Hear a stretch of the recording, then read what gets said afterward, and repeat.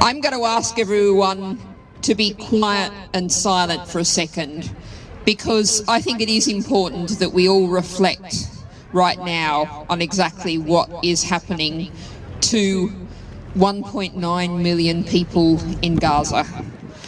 I was looking at a briefing before I came out from Oxfam.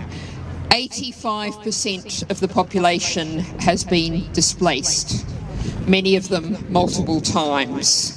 We have, the last figures I have are nearly 23,000 people dead, more than half of them children.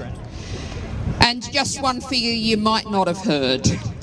The Israeli Defence Forces themselves say they have made 10,000 airstrikes on Gaza. That's one for every 220 people in Gaza.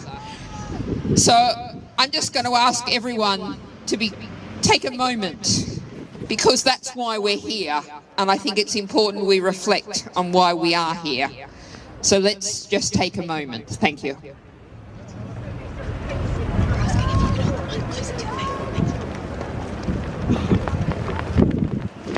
Thank you. Now we can get angry, because it is really important that we get angry. Because what's about to happen over there in the House of Commons shortly is the boycott and sanctions bill will go through. I can promise you Caroline Lucas, the Green MP, will be there with the SNP fighting against it. But the reality is we know that will go through, and that is an absolute disgrace for the British Parliament.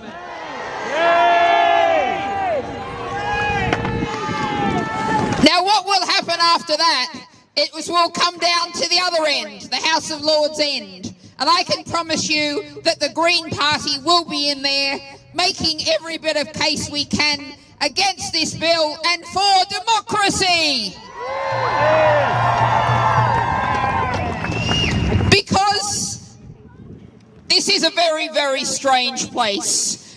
We have some very strange historic buildings, but that's a reminder of the fact that for centuries people have been engaging in the democratic process of boycotts and sanctions.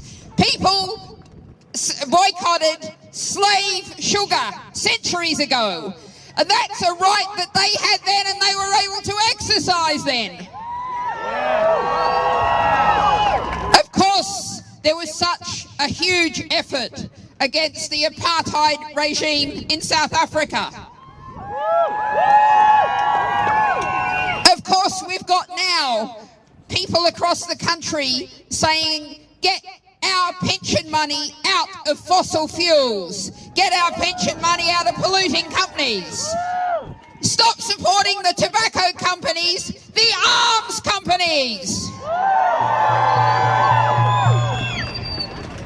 It's been going for centuries, and yet what our government wants to do is stop this basic point of democracy.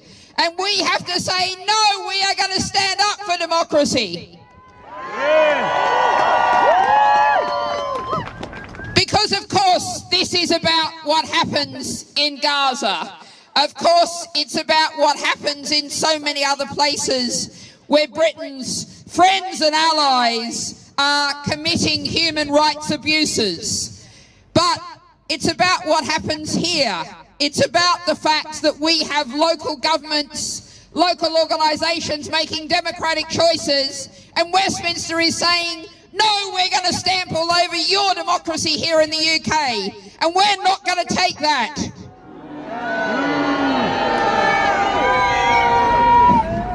Now, I'm afraid, going to quote David Cameron to finish off.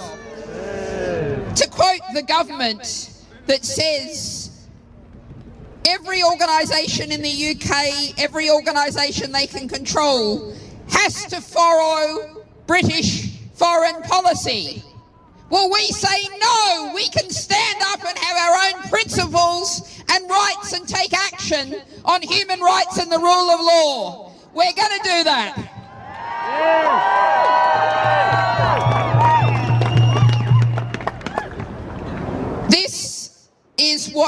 happening with so many bills, so many acts. The Nationality and Borders Act, the Police Crime and Sentencing Act. We have to stand up in this country for the right to have something resembling a democracy. And you're doing that tonight, so well done. Keep doing it. We're going to take it down the House of Lords and do what we can down there. Yes. And as Tommy said, there is going to be something I don't think they can stop us doing. We are going to have an election in the UK fairly soon. Make sure you think about how you use your vote in that election, because boy, it really matters for the people of Britain, for the people of Palestine, for standing up for the human rights, the rule of law, standing up for right. Thank you. Thanks, Natalie. Thank you so much.